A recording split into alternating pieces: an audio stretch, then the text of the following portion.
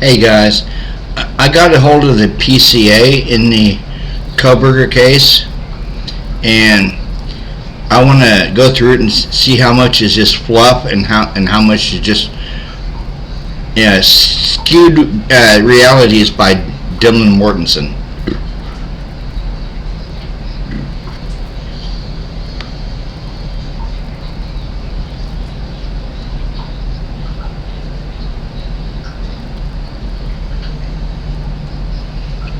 Exhibit A, statement by Brett Payne, and we all know who Brett Payne is. The below information is provided by Brett Payne, who is a duly appointed, qualified, and acting peace officer with the County of Latah, State of Idaho. Brett Payne is employed by Moscow Police Department in the official capacity or position of corporal, and has been a trained and qualified peace officer for approximately 4 years. Corporal Payne is being assisted by members of the Idaho State Police Department and agents of the Federal Bureau of Investigation. On November 13th, 2022, approximately 4 p.m., Moscow Police Department Sergeant Blaker and I responded to 1122 King Road, Moscow, Idaho, hereafter the King Road residence, to assist with scene security and processing of a crime scene associated with 4 homicides. Upon arrival, the Idaho State Police ISP forensic team was on the scene and was preparing to begin processing the scene. MPD Officer Smith, one of the initial responding officers to the incident, advised he would walk me through the scene. And I noticed from a few videos that they clearly didn't know what they were doing in the crime scene. They wasn't wearing protective suits. They wasn't wearing masks. They never changed out their little booties, coming in and out of the crime scene. They've sneezed in the crime scene, hence more likely contaminating the crime scene. Officer Smith and I entered the King Road residence through the bottom floor door on the north side of the building. Officer Smith and I then walked upstairs to the second floor. Officer Smith directed me down the hallway to the west bedroom on the second floor, which I later learned through Xana's driver's license and other personal belongings found in the room was Xander Kernodle's bedroom, hereafter Kernodle room. Just before this room, there was a bathroom door on the south wall of the hallway. As I approached the room, I could see a body, later identified as Kernodle, laying on the floor. Kernodle was deceased with wounds which appeared to have been caused by an edged weapon. Also in the room was a male, later identified as Ethan Chapin, hereafter Chapin. Chapin was also deceased with wounds later determined. Autopsy report provided by Spokane. Now, watch this, guys. The autopsy report is redacted. I wonder why you would want to redact the autopsy report. I then followed Officer Smith upstairs to the third floor of the residence. The third floor consisted of 2 bedrooms and one one bathroom. The bedroom on the west side of the floor was later determined to be Kaylee Gonzalez, hereafter Gonzalez room.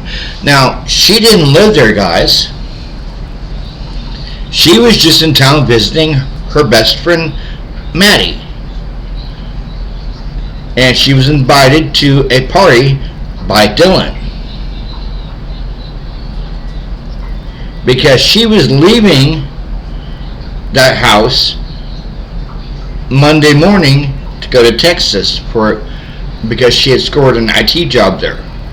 So that wasn't her room. And it was later discovered that as soon as she left on Monday, one of Emma Bailey's best friends was going to be moving in that room. She was going to be the sixth roommate.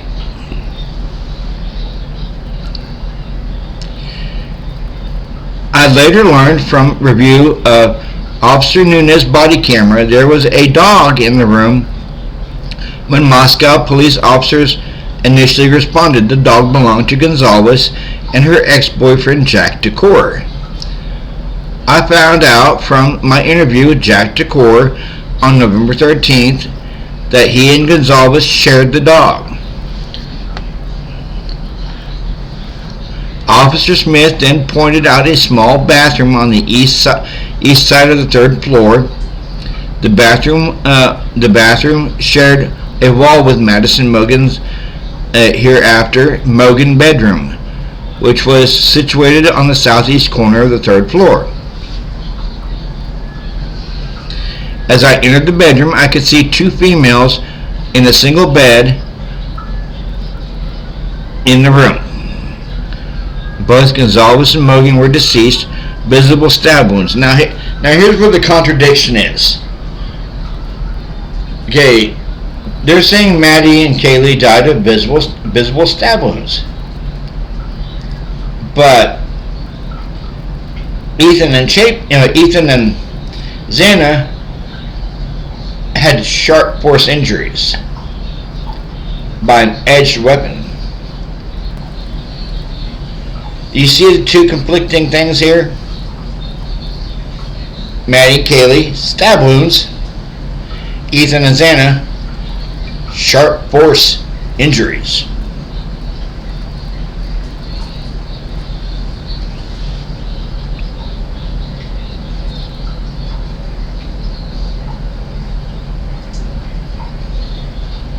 I also later noticed what appeared to be a tan leather knife sheath laying on the bed next to Mogan's right side. Now there has been so many speculations about this. First it was laying on the right side. Then it was laying under her. How is it possible to have two conflicting things? Either it's laying on her right side or it's under her.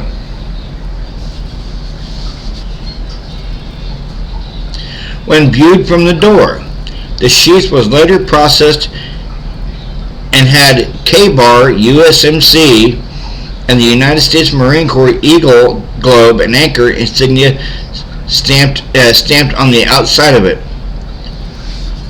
Okay. Who do we all know that had a military background? It sure the hell wasn't Kohberger. Possibly the other person with the initials BK.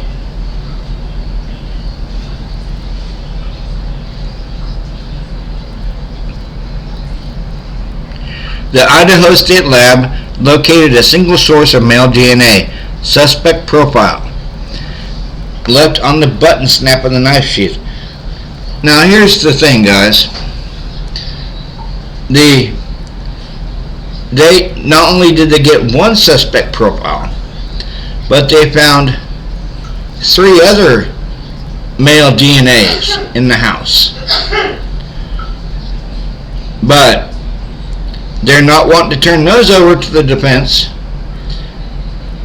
And even the Judge John Judge, is trying to act like those profiles don't exist, even though everyone knows that there was other male profiles found in the house, a DNA profiles found in the house, and the prosecution has them, but they don't want to test them.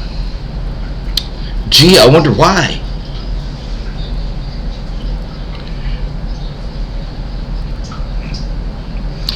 As part of the investigation, numerous interviews were conducted by Moscow Police Department officers, Idaho State Police detectives, and FBI agents. Two of the interviews included BF and DM. Both BF and DM were inside the King Road residence at the time of the homicides and were roommates to the victims. BF's bedroom was located on the east side of the first floor of the King Road residence.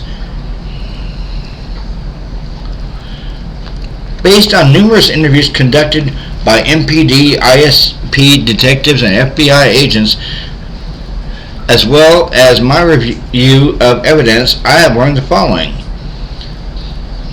On the evening of November 12th, Chapin and Kernodle are seen by BF, Bethany Funk, at the Sigma Chi house on the University of Idaho campus from approximately 9 p.m.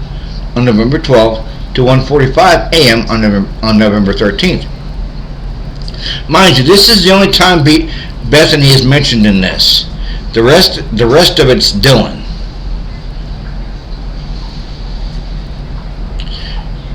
BF also estimated that approximately 1:45 a.m. Chapin and Kernodle returned to the King Road residence. BF also stated that Chapin did not live in the King Road residence, but was a guest of Kernodle. Gonzalez and Mogan were at a local bar, the Corner Club, at 202 North Main Street in Moscow. Gonzalez and Mogan can be seen on video footage provided by the Corner Club between 10 p.m. on November 12th and 1:30 a.m. on November 13th. At approximately 1:30, Gonzalez and Mogan can be seen on video at a local food vendor called the Grub Truck at 318 South Main Street in downtown Moscow. The Grub Truck live streams video from their food truck on the streaming platform Twitch, which is available for public viewing on their website. The video was captured by law enforcement. A private party, which is redacted, reported that he provided a ride to Gonzalez and Mogan approximately 1:56 a.m. from downtown Moscow in front of the Grub Truck to the King Road residence. DM and BF both made statements during interviews that indicated the occupants of the King Road residence were at home by 2 a.m. and asleep, or at least in their rooms, by approximately 4 a.m. Now here's the thing. The coroner claims that they were butchered or slaughtered in their beds while they were asleep. But right here is saying and asleep, or at least in their rooms by approximately 4 a.m. Now see, this whole 4 a.m. timeline, all it does is come off the cell phone data that they downloaded off of Dylan and Bethany's phone. That's the only reason why they got the 4 a.m. timeline, was because of the cell phone data.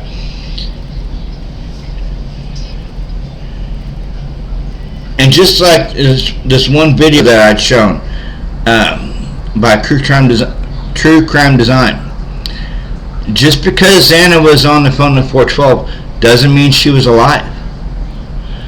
Just because she ordered a DoorDash doesn't mean she was alive. One of my subscribers said earlier today that Jack in the Box closes at 2 a.m. So could that Jack in the Box supposed DoorDash be a plant to throw people off the original timeline? Because I showed the Linda Lane video last night, And I believe that the true timeline is 2:03 a.m. and 2:48 a.m. I believe that's the true timeline. I really do.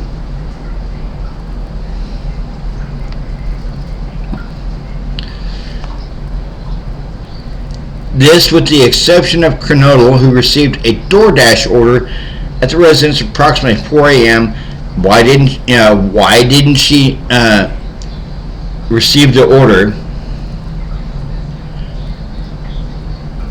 This is with the law enforcement identified the DoorDash delivery driver who reported this information.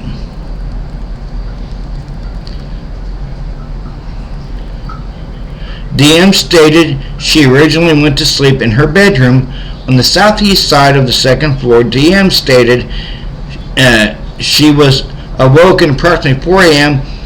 by what she stated sounded like Gonzalez was playing with her dog in one of the upstairs bedrooms. Now, see, they found Murphy in the empty bedroom. So how could Kaylee be playing with her dog in the empty bedroom where they found the dog located at, and Kaylee was over in the room with Maddie? You see?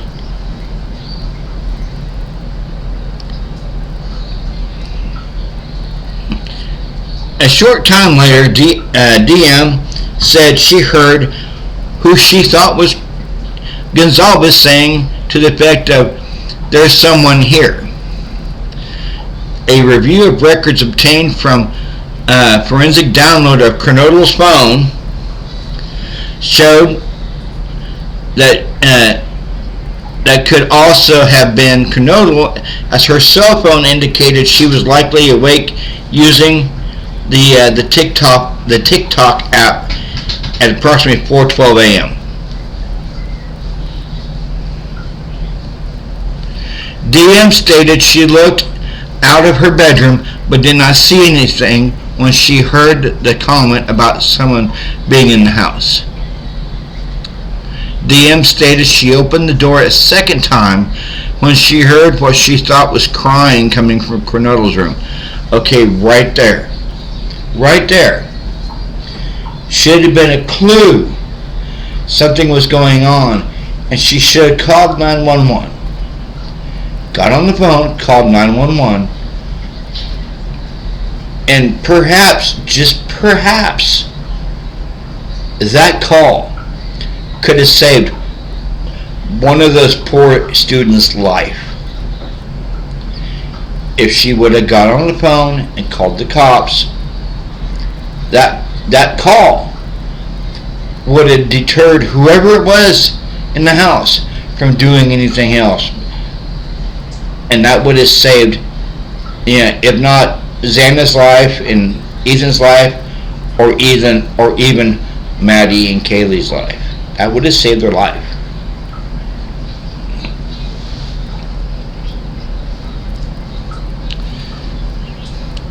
When she heard crying, DM then said she heard a male voice saying something to the effect of, "It's okay, I'm going to help you." And if it was someone there to kill them, why would they say that? "It's okay, I'm here to help you." If it was really someone there to kill them, wouldn't the effect be, "It's okay, it's time to die"? This whole PCA's got me wondering, and these statements by Dylan are completely and utterly contradictory of each other. I'm not saying Brian did it. I'm not saying Brian didn't do it. But none of us really truly know if he was actually there to help them, or to help one of them. Because if you were there to kill them, why would you say, "It's okay, I'm here to help"? You wouldn't say that if you were there to kill them. If I'm wrong, someone down in the comments, one of my subscribers, let me know. Because if you were truly there to kill them, you would say something to the effect of, "It's okay, it's time to die." Not, "It's okay, I'm here to help you."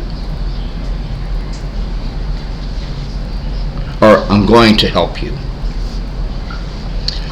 Approximately 4:17 a.m., a security camera located at 1112 King Road, a residence immediately to the northwest of 1122 King Road, picked up a distorted audio of what sounded like voices or a whimper followed by a loud thud.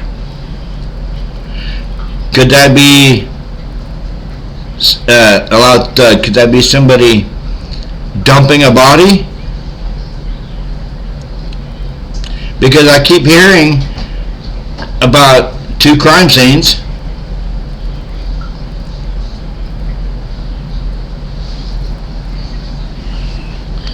A dog can also be heard barking numerous times, starting at 4:17 a.m. The security camera is less than 50 feet from the west wall of Kernodle's bedroom.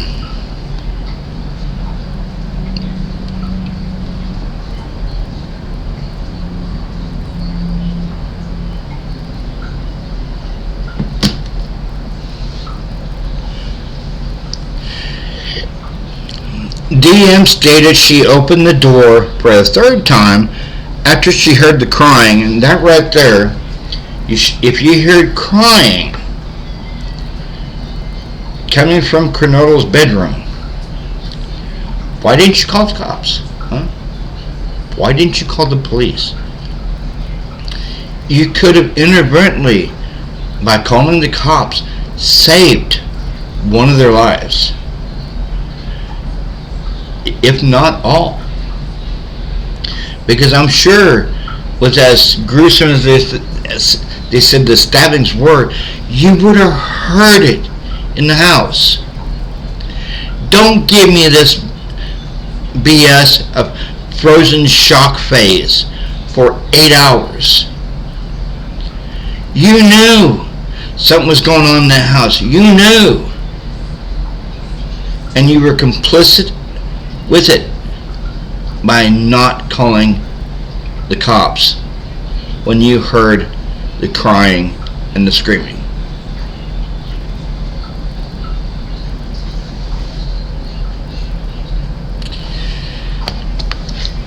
She heard crying, saw a figure clad in black clothing and a mask that covered the person's mouth and nose walking towards her. DM described the figure as 5'10" or taller, male, not very muscular, that's basically nondescript, but athletically built with bushy eyebrows. That could have been half the freaking college kids on the campus or the fraternity. The male walked past DM as she stood in a frozen shock phase. The male walked towards the back sliding glass door. DM locked herself in her room. After seeing the male, DM did not state that she recognized the male. This leads investigators to believe that the murderer left the scene. Well, duh. The combination of DM's statements to law enforcement, reviews of forensic downloads of records from BF and DM's phone, and video of a suspect video as described below leads investigators to believe that homicides occurred between 4 a.m. and 4:25 a.m., which is not the true timeline. I showed the raw Linda Lane footage last night, and from 2:03 to 2:48, you hear some weird shit. 203, you hear a dog barking, possibly Murphy. Between 235 and 240, you hear somebody whistling for a dog. 248, you hear the crying, the crying, the screaming, and someone hollering for help. You hear a bunch of shit from 203 to 248, and I believe that's the true timeline. This 4 a.m. timeline is bullshit. That's just what I'm saying.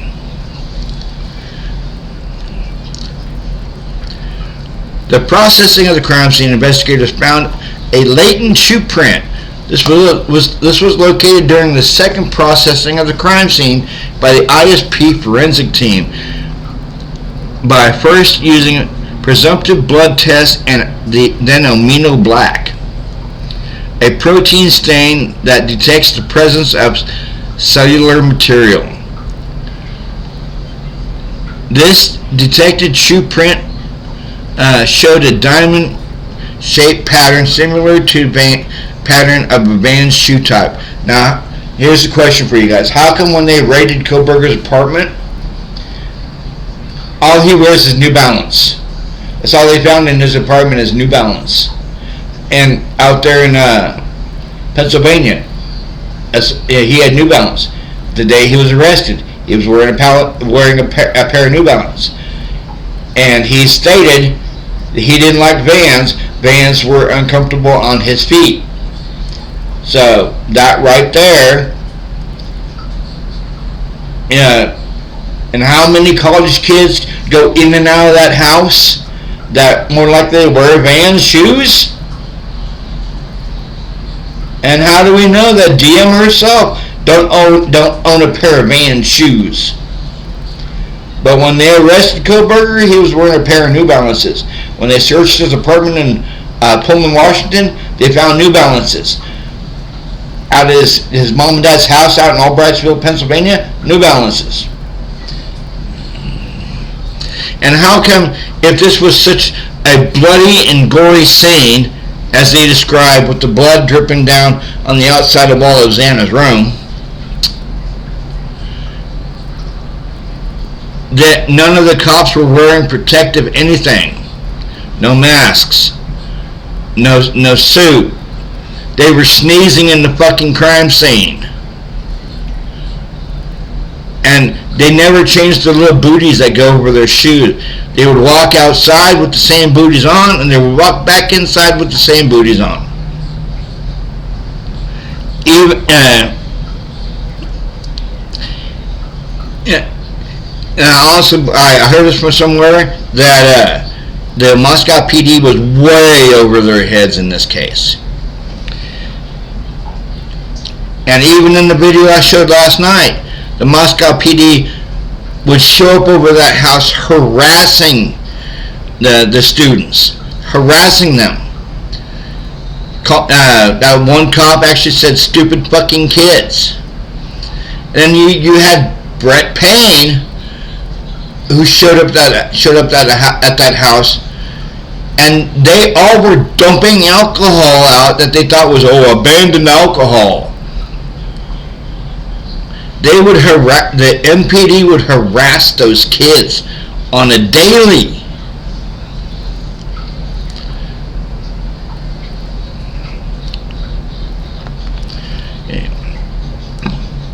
Just outside the door to DM's bedroom, located on the second floor. This is consistent with DM's statement regarding the suspect's path of travel. Well, here's the thing. How come they left 2 people alive in the house? And if he saw her, why didn't he take her out too? And don't give me this, oh, he didn't have it, he ran out of energy. No, I'm pretty sure he looked right fucking at her. I'm pretty sure he looked right at her, but left her alive. That don't make no sense to me. I really don't. As a part of the investigation, an extensive search, commonly referred to in law enforcement as a video canvass, was conducted in the area of the King Road residence. This video canvass was to obtain any footage from the early morning hours of November 13th in the area of the King Road residence and surrounding neighborhoods in an effort to locate the suspects or suspects' vehicles traveling to or leaving the King Road residence. This video canvass resulted in the collection of numerous surveillance videos in the area from both residential and business addresses. I have reviewed numerous videos that were collected and have heard conversations with other MPD officers, ISP detectives, and FBI agents that are similarly reviewing footage that was obtained. A review of camera footage indicated that a white sedan, hereafter suspect vehicle 1, was observed traveling westbound in the 700 block of Indian Hills Drive in Moscow, Idaho. Now here's the thing. If all these things I'm hearing are true, there's two Elantras. There's Kohberger's Elantra, and then there's the younger brother of Demetrius Robinson. He owns a Hyundai Elantra with tinted windows, the same year and the same model as suspect vehicle 1. Well, you won't hear anything about Demetrius's brother. No, you won't, because they have their patsy right now sitting in that courtroom in Latah County, as well as Emma Bailey and Demetrius were arrested for giving drugs to that college student, and they were charged with murder. And can you tell me why their charges were dropped? They were charged with the murder of that college student for an overdose, and their charges were dropped the next day. Gee, doesn't that sound kind of fishy?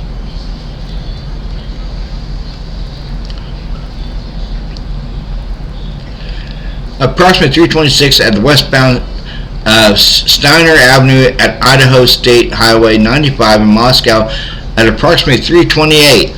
On this video, it appeared suspect vehicle 1 was not displaying a front license plate.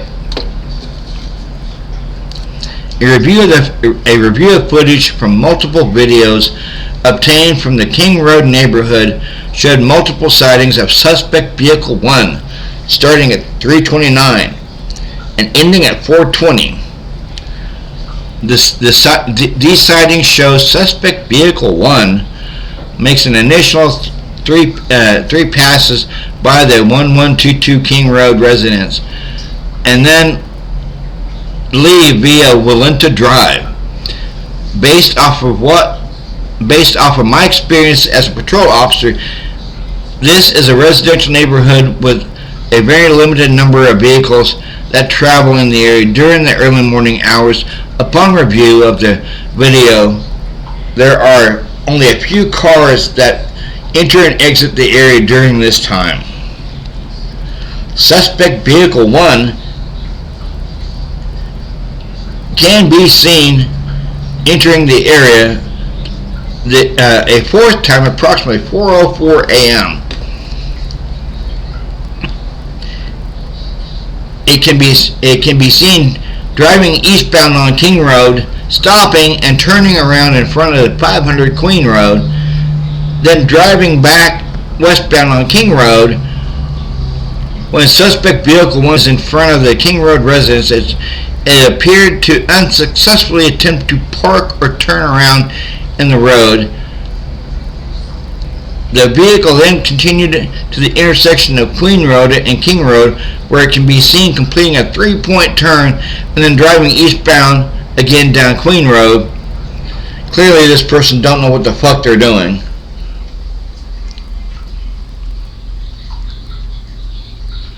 Suspect Vehicle 1 is in next seen departing the area of the King Road residence at approximately 4:20 at a high rate of speed.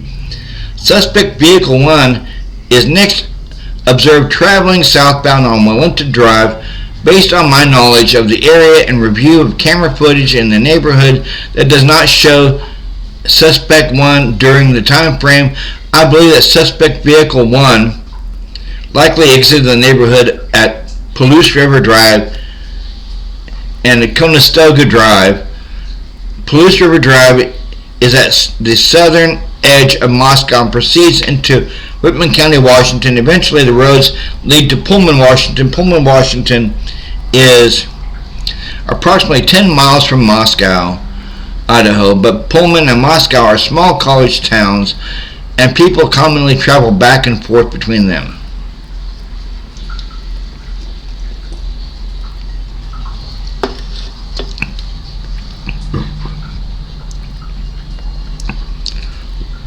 Law enforcement provided footage of Suspect Vehicle 1 to forensic examiners with the Federal Bureau of Investigation that regularly utilizes surveillance footage to identify the year, make, and model of an unknown vehicle that is observed by one or more cameras during the commission of a criminal offense. The forensic examiner has approximately 35 years of law enforcement experience. Yay, buddy. Well, 12 years at the FBI. His specific training includes identifying unique characteristics of vehicles, and he uses a database that gives visual clues of vehicles across states to identify differences between vehicles.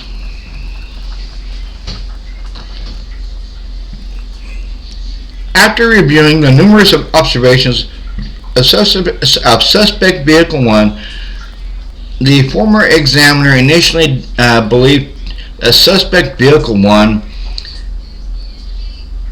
was a 2011 to 2013 Hyundai Elantra. Upon further review, he indicated it could be a 2011 to 2006. It could also be a 2011 to 2016 Hyundai Elantra.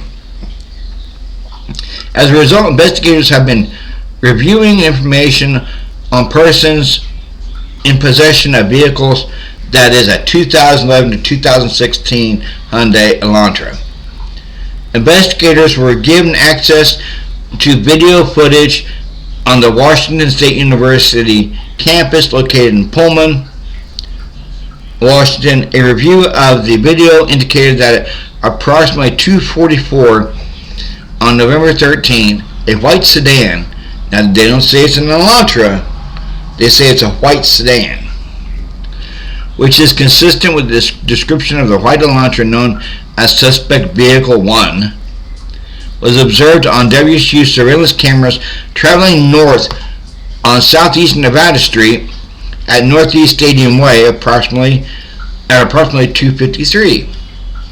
A white sedan, which is consistent with the description of the white Elantra known as Suspect Vehicle 1, was observed traveling southeast on Nevada Street to Pullman, Washington towards SR 270. SR 270 connects Pullman, Washington to Moscow, Idaho.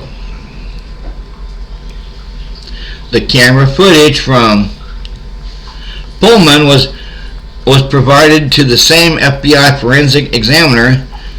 The forensic examiner identified the vehicle observed in Pullman as being a 2014 to 2016 Hyundai Elantra. Okay, first it was a 2011 to 2013. Then it was a 2011 to 2016. Now it's a 2014 to 2016. Make up your damn minds, people. At approximately 5:25, a white sedan, which was consistent with the description of Suspect Vehicle 1, was observed on 5 cameras in Pullman and on the WSU campus cameras. The first camera that recorded the white sedan was located at 1300 Johnson Road in Pullman. The white sedan was observed traveling northbound on Johnson Road. Johnson Road led directly to the West Ploust River Drive in Moscow, which intersects with Conestoga Drive.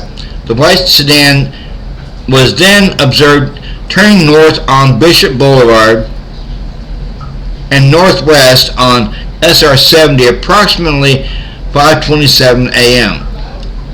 The white Elantra was observed on cameras traveling northbound on Stadium Way at Nevada Street,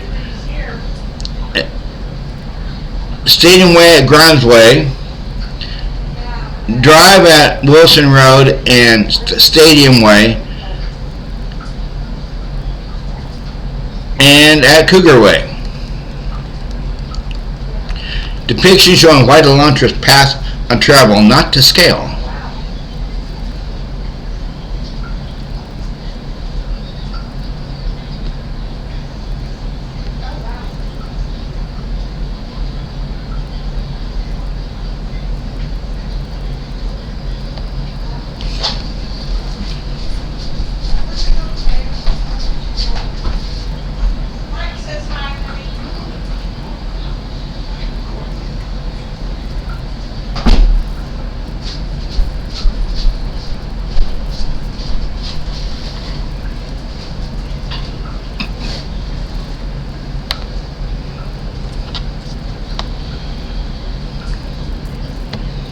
There, I'm back.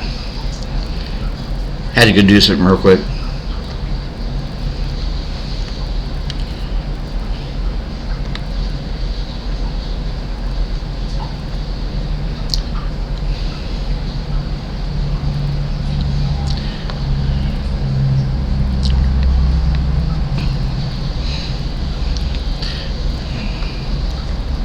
Yeah, bing, bing, bing.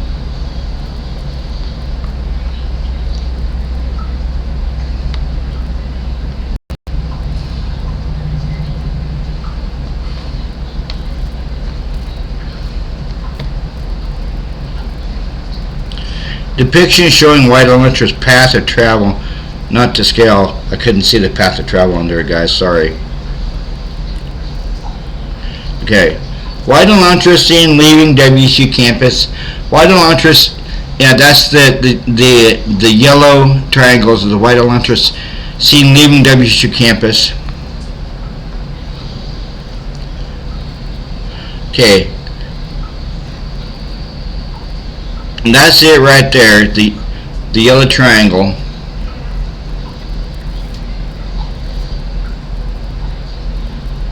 Okay, white Elantra seen returning to WSU campus, and then this is 1630 Northeast Valley Road.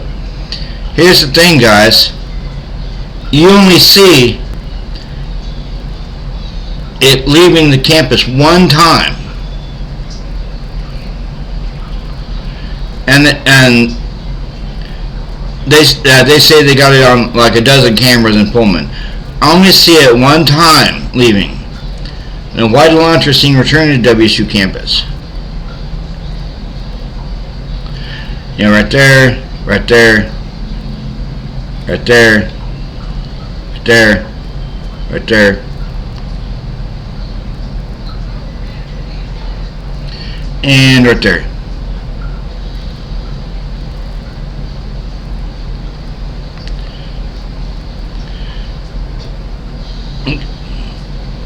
You know, they say he left, but you don't see a path of him leaving except for right there, but you see this path coming back.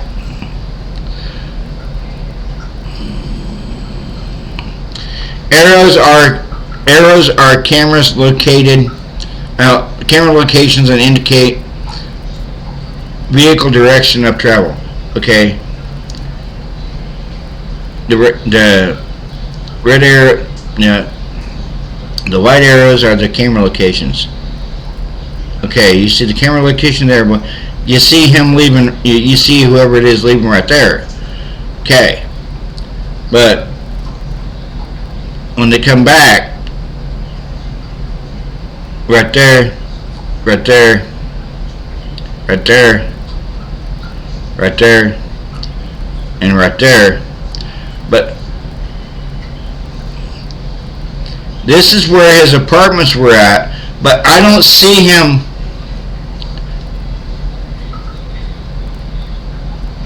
leaving his apartment. Okay, that's his apartment right there. WSU campus is right here, guys. That's his apartment there. He would have been leaving his apartment, not the campus, because his apartment's right here. And the parking lot for the apartment is right there.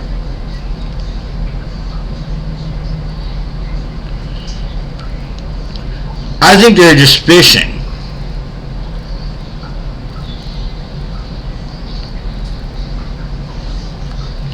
On November 25th, MPD asked law enforcement agencies to be on the lookout for white Hyundai Elantras in the area. Okay, now here's the weird part, guys. On November 29th, 2022, at approximately 12:28 a.m., Washington State University police officer Dan Tinjo queried white Elantras registered at WSU. As a result of that query, he located a 2015 white Elantra with a Pennsylvania license plate. This vehicle was registered to Brian Kohberger. Hereafter, Kohberger, residing at 1630 North East Valley Road, which is right here. That's Kohberger's apartment complex right there.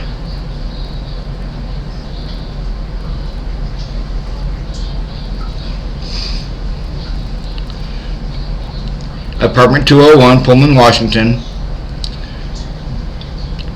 1630 East North Valley Road is approximately 3/4 of a mile from the intersection of Stadium Way and Cougar Way. Last camera location that picked up the white Elantra, which is right there. The same day, at approximately 12:58 a.m. Now here's the ironic and stupid part. You have this gentleman locating the vehicle, and he keyed white Elantras registered to WSU. You have this gentleman down here, which don't make no sense. The same day at approximately 12:58 a.m., WSU officer Curtis Whitman was looking for white Hyundai Elantras and located a 2015 Hyundai Elantra. Okay. Dude up here, Daniel Tinjo, he queued for white Hyundai Elantras, and he located the white Hyundai Elantra. And this guy down here doing the same thing, looking for the white Hyundai Elantras, and found the white Hyundai Elantra.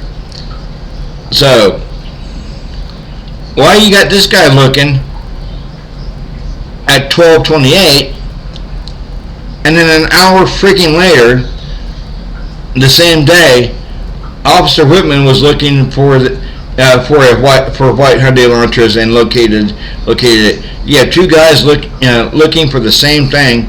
So why couldn't this guy from an hour before say, "Hey, I found that Hyundai Elantra. This is where it's at," instead of this guy going out and looking for a Hyundai Elantra?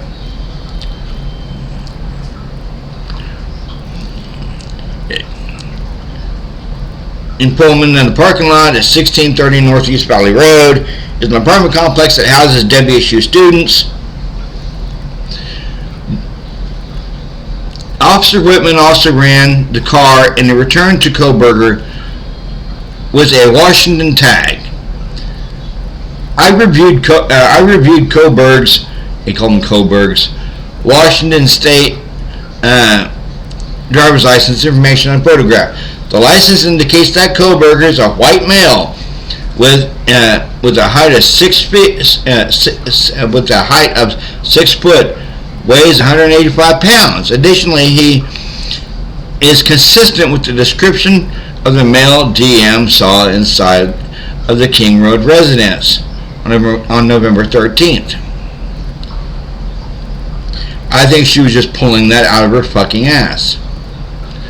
Further investigation, including a review of Latah County Sheriff Deputy Corporal Duke's body cam, and reports showed on August 21st, Brian Kohberger was detained as a part of a traffic stop that occurred in Moscow, Idaho, by Corporal Duke.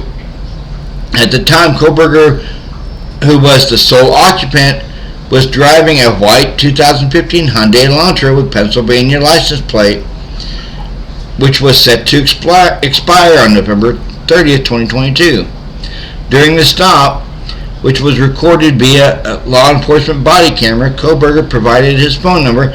I don't know why he would do that.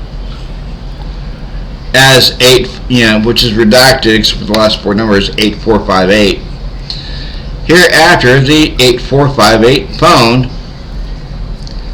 as his cell telephone number. Investigators conducted electronic database queries and learned that the 8458 phone is a number issued by AT&T.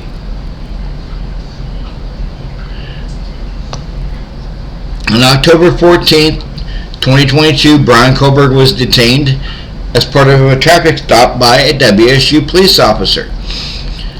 Upon review of that body cam and report of the stop, Kohberger was the sole occupant and was driving a white 2015 Hyundai Elantra with Pennsylvania plates.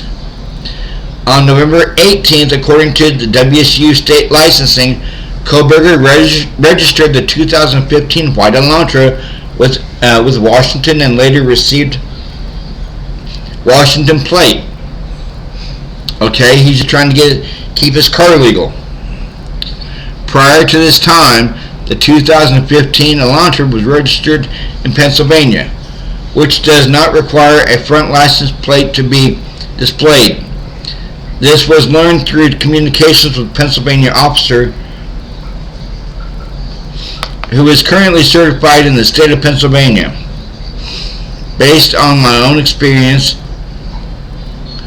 and communication with Washington law enforcement, I know that Idaho and Washington require front and back license plates to be displayed. Investigators believe that Kohberger is still driving the 2015 white Elantra because his vehicle was captured on December 13th by a license plate reader in Loma, Colorado. Information provided by a query to a database, Kohberger's Elantra was then queried on December 15th by law enforcement in Hancock, Indiana. On December 16th at approximately 2:26 p.m., surveillance video showed Kohberger's Elantra in Albrightsville, Pennsylvania, the sole occupant of the vehicle, which is a fucking lie. Because December 13th, he was headed back from Washington State to Pennsylvania, and he had his dad in the car with him, because you could clearly see on the body cam when he got pulled over in Indiana, his dad was sitting in the passenger seat, and his dad was sitting there shooting the breeze with the cop when they were pulled over. So this whole, he was the sole occupant in the vehicle when they in Albrightsville. No, that wasn't the case. On December 16th, it's like from Washington to Pennsylvania. It's like a 2 or 3 day trip cross country. He had his dad with him. His dad flew in from Pennsylvania and then rode back with him to Pennsylvania. So this whole, he was a sole occupant in the vehicle, and it's not true. Based on information provided provided on the WSU website, Kohberger is currently a PhD student in criminology at Washington State University, pursuant to records provided by a member of the interview panel for Pullman Police Department. Okay, guys, if he's a PhD college student, do you really think he would do something so stupid as leaving a knife sheath behind with touch DNA on it? He's studying criminology. Either he's the smartest guy in the world or he's the stupidest guy in the world. For one, if you're getting your PhD for criminology, would you leave a knife sheath behind that has your touch DNA on it? Would you keep the car that was spotted in the area of the crime scene so early in the morning? No. His car got spotted by 8 different cameras, supposedly. Why would you keep your car? That's why I'm saying this case has so many fucking twists and turns in it. It's not funny. And I'm wondering if those 2 times that he got pulled over going from Washington to Pennsylvania, if those were controlled stops by the FBI. The FBI said that they didn't do it, but do we really trust the FBI? Do we really? And if he's a criminology student, and he's supposed to be like one of the smartest people, then what sense does it make to leave a knife sheath behind with your touch DNA on the little thumb, the little thumb thing? Either he's stupid or it was planted, or like I was saying before, it's the other BK, and we know what other you guys know what other BK I'm talking about, because he didn't live that far from Kohberger, and Kohberger could have, I don't know, thought he had a cool looking knife and asked to look at it, and his thumb hit the little freaking the thumb switch thing, the snap, the thumb snap.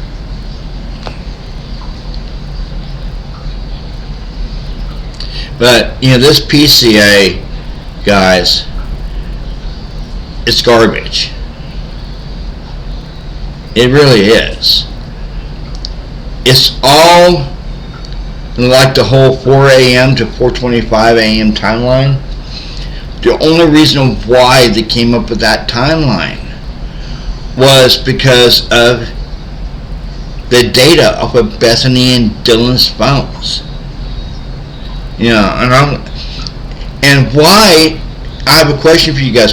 Why did the cops dismiss the Linda Lane footage when clearly at 2:03 to 2:48 you hear some very sus stuff going on?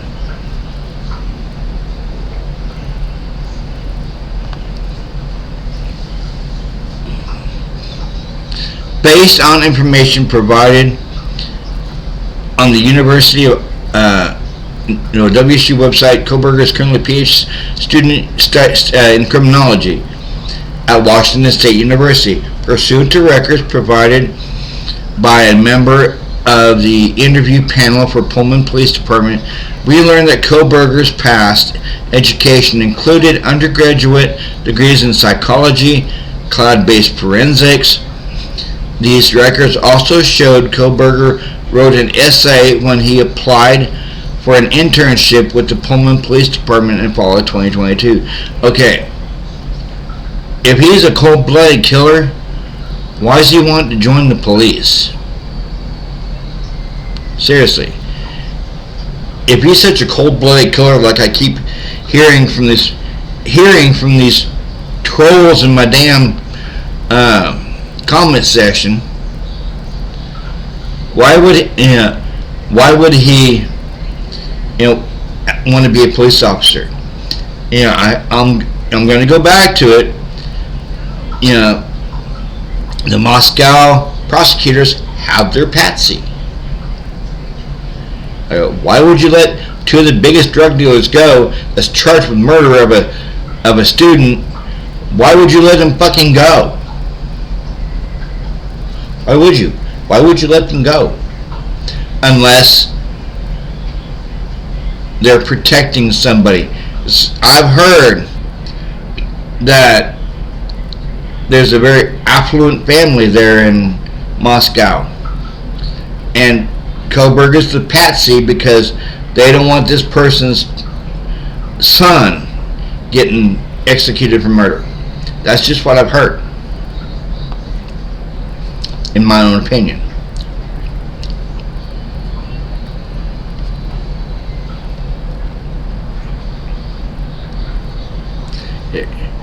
Kohberger wrote in his essay he had interest in assisting rural law enforcement agencies with how to better collect and analyze technological data in public safety operations.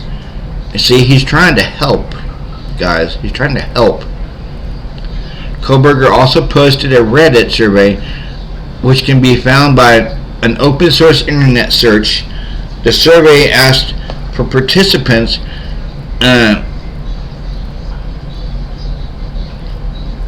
to provide information to understand how emotions and psychological traits influence decision making when committing a crime.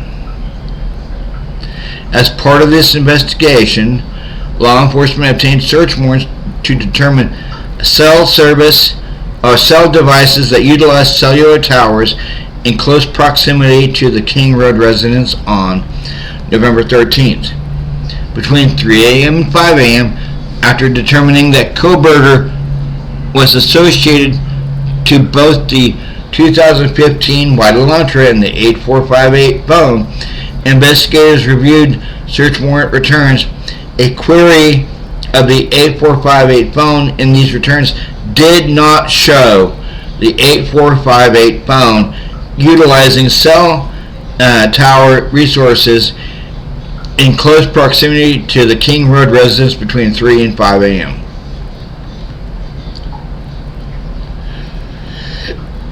Based on my training, experience, and conversations with law enforcement officers that specializes in the utilization of cellular telephone records as part of investigations, individuals can either leave their cell phone at a different location or before committing a crime, or turn their cell phone off prior to going to a location to commit a crime. This is done by subjects in an effort to avoid alerting law enforcement that cell device associated with them was in a particular area when a crime is committed. I also know that other numerous occasions subjects will surveil an area where they intend to commit a crime prior to the date of the crime. Depending on the circumstances, this could be done a few days before or several months prior to the commission of a crime. During these crimes, during these types of surveillance, it's possible that an individual would not leave their cell phone at a separate location. Would not leave their their cell telephone at a separate location, or turn off since they do not plan to commit the offense on that particular day.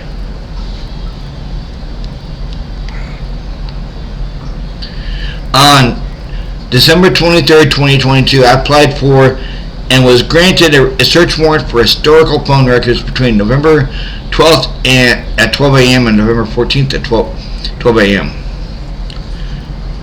for 8458 phone held by the phone provider AT&T approximately 24 hours preceding and following the times of the homicides. On December 23rd, pursuant to the search warrant, I received records for the 8458 phone from AT&T. These records indicated that the 8458 phone is subscribed to Brian Kohberger at an address in Albrightsville, Pennsylvania, and the account has been open since June 2022. These records also include historical cell site location information, CSLI, for the 8458 phone. After receiving the information, I consulted with an FBI special agent that is certified as a member of the Cellular Analysis Survey Team, CAST. Members of CAST are certified with the FBI to provide special expert testimony in the field of historical CSLI and are required to pass extensive training that includes both written and practical examinations prior to be certified with CAST, as well as the completion of yearly certification requirements. Additionally, the FBI CAST special agent that I consulted with has over 15 years of federal law enforcement experience, which includes 6 years with the FBI. From information provided, CAST, I was able to determine estimated locations for the 8458 phone from November 12th to November 13th, the period authorized by the court. On November 13th, approximately 2:42 a.m., the 8458 phone utilizing cellular resources that provide coverage for 1630 Northeast Valley Road, apartment G201, Pullman, Washington. Hereafter, the Kohberger residence. At approximately 2:47, the 8458 phone utilized cellular resources that provide coverage southeast of the Kohberger residence, consistent with the 8458 phone, leaving the Kohberger residence and traveling south through Pullman, Washington. This is consistent with the movement for the white Elantra. At approximately 2:47 a.m., the 8458 phone stops reporting to the network, which is consistent with either the phone being in the area without cell coverage, the connection to the network is disabled, such as putting the phone in airplane mode, or the phone is turned off. The 8458 phone does not report to the network again until 4:48 a.m.,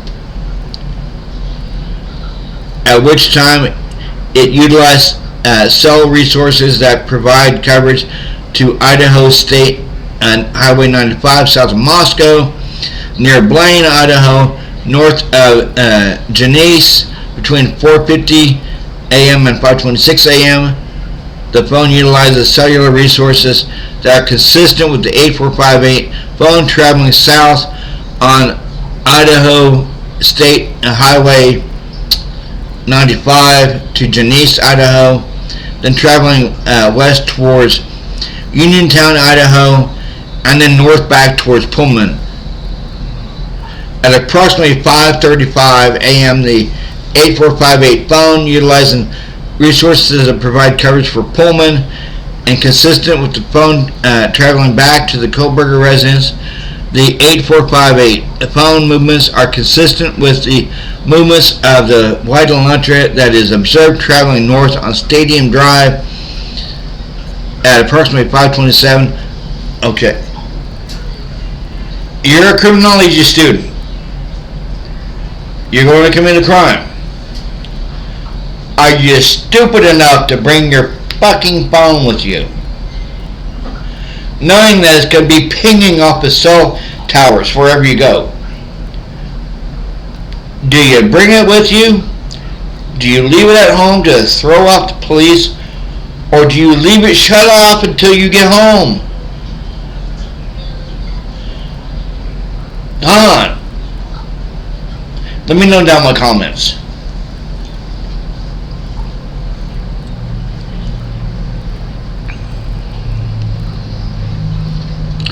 Further review indicated the 8458 phone utilized cellular resources on November 13th, 2022 that are consistent with the 8458 phone leaving the area of the Kohberger residence approximately 9 a.m. and traveling to Moscow, Idaho. Specifically, the 8458 phone utilized cellular resources that provide coverage of the King Road residence between 9:12 and 9:21. The 8458 phone next utilized cellular resources that are consistent with the 8458 phone traveling back to the area of the Kohberger residence and arriving to the area at approximately 9:32 a.m. Below is a deposition not to scale of the possible route taken based off the cellular site locations.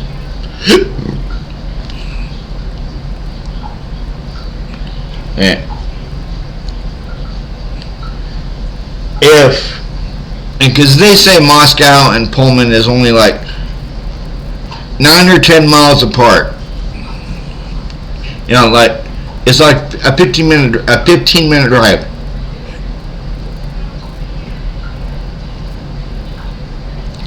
Then why are they going clear the heck out of the way? Because this, you see right here, it's a straight shot to Pullman from Moscow. Why would you want to go all the way down?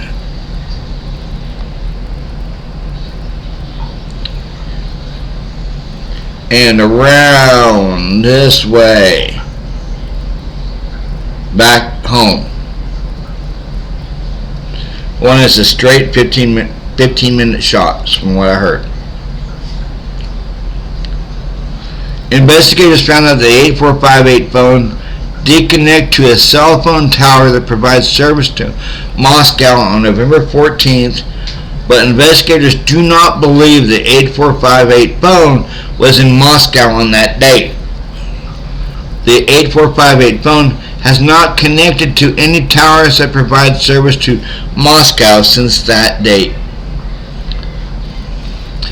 Based on my training, experience, and mind you, this is Brett Payne talking.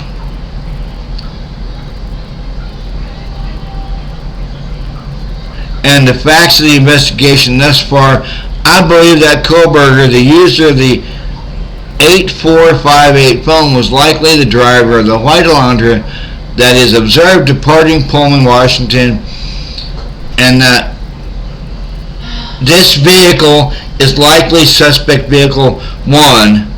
Additionally, the route of travel of the 8458 phone during the early morning hours of November 13th and the lack of the 8458 phone reporting to AT&T between 2:47 and 4:48 is consistent with Kohberger attempting to conceal his location during the quadruple homicide that occurred at the King Road residence.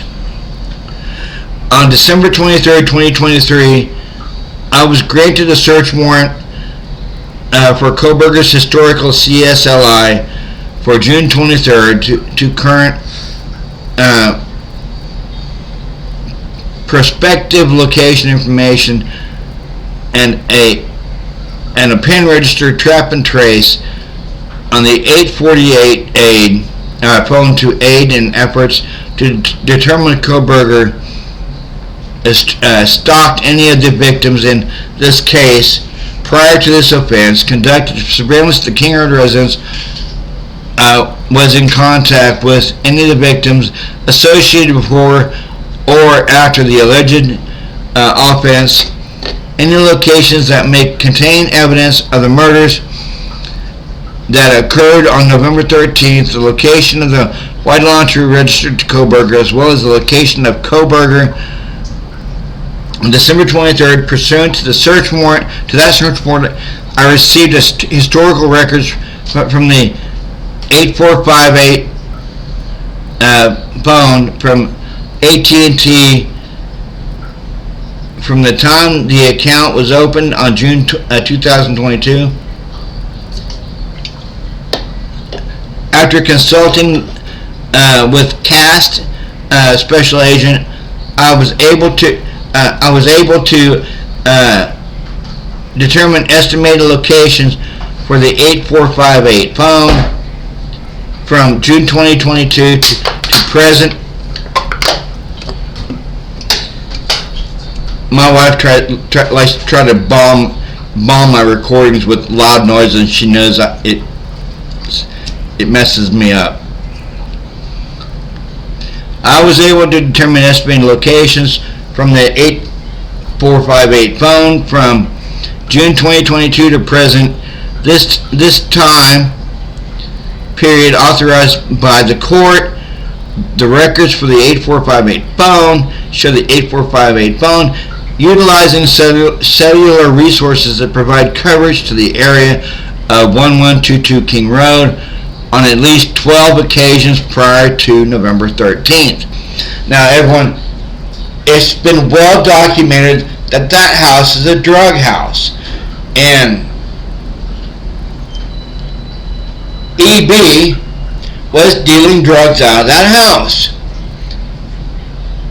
And I've heard that Brian Kohberger used to buy drugs, like namely cocaine, because he suffered from really bad migraines from that house. So that could be why his cell phone pinged off that house 12 or so times, because he was there buying freaking drugs.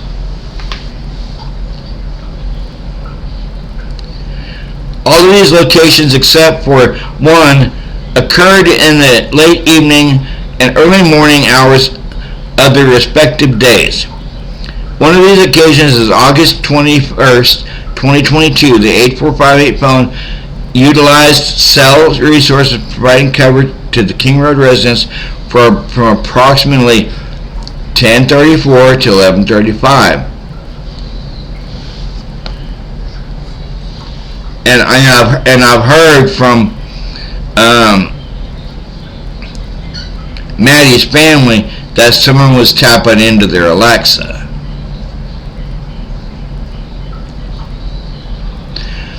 Kohberger was stopped at 11:37 p.m. that night by Latah County Sheriff Corporal Duke. As mentioned above, the 8458 phone was utilizing cellular resources consistent with the location of the traffic stop during this time, Farm Road and Pullman Highway.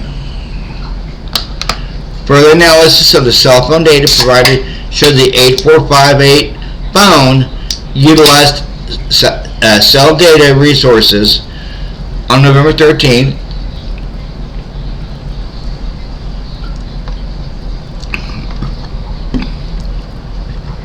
consistent with the phone traveling from Pullman to Lewistown, Idaho via Highway 195 approximately 12:36 p.m. The 8458 phone utilized cell resources that provide coverage to Kate's Cup of Joe Coffee,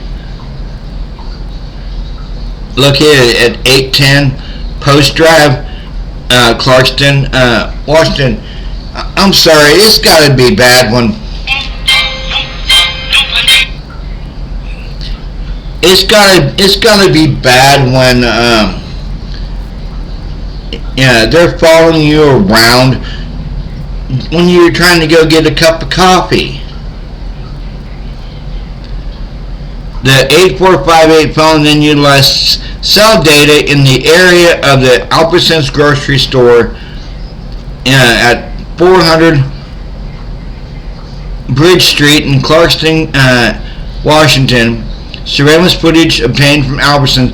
Dude's just going there to freaking go grocery shopping and they're following him in the grocery store. At approximately 12:49 p.m., suspect vehicle 1 interior surveillance cameras showed Kohberger walk through the store, purchase unknown items at the checkout, and leave approximately 1:04 p.m. Kohberger's possible path of travel is depicted below.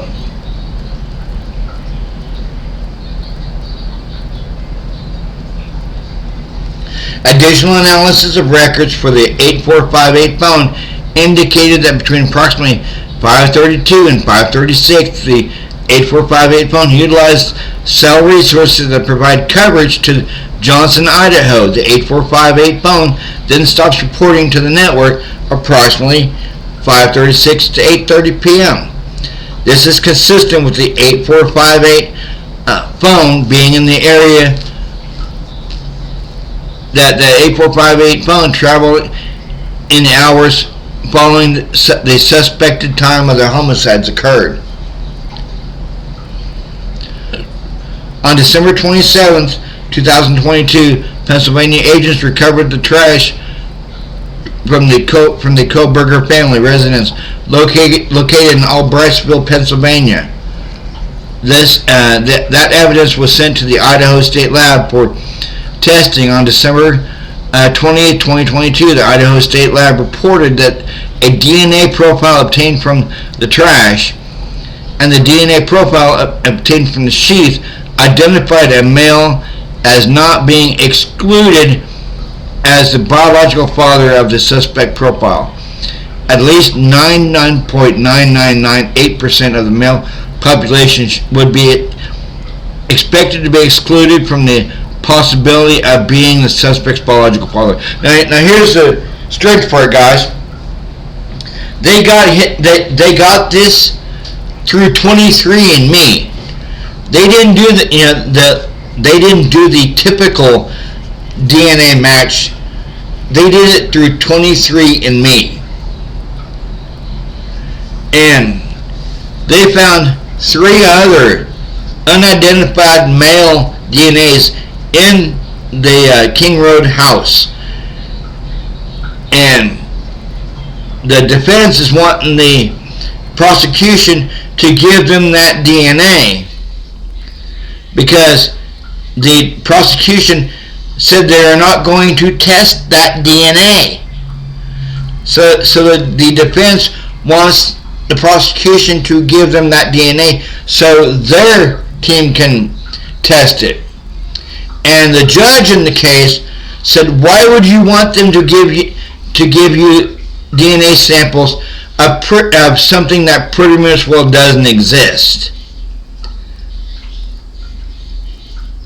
The defense knows that the prosecution has DNA samples that they collected from the home, besides possibly Kohberger's. There was DNA evidence of 3 unidentified males that they collected from the home, and they just cast them aside because they found their patsy, Brian Kohberger. Based on the above information, I'm requesting an arrest warrant be issued by Brian C. Kohberger, date of birth 11/21/1994, for burglary at 1122 King Street in Moscow, Idaho, and 4 counts of murder in the first degree for the murders of Madison Mogan, Kaylee Gonzalez, Elantra Cronulla, and Ethan Chapin. I declare under penalty of perjury pursuant to the law of the state of Idaho that the foregoing is true and correct. And that was from Brett Payne.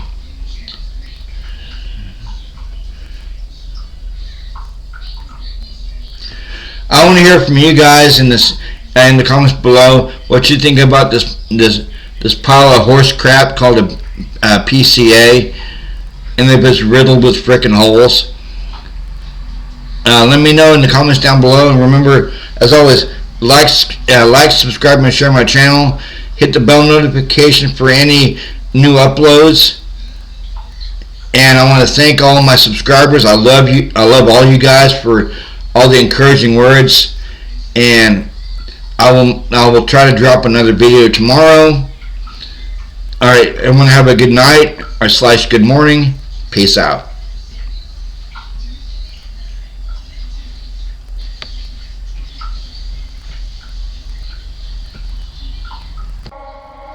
When you're not here, life is insufferable. Don't be a stranger, even though we said pause.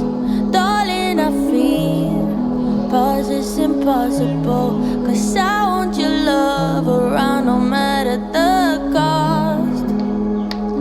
My heart all in pieces, I lost what I needed. My God, hate this feeling. Your heart missing something.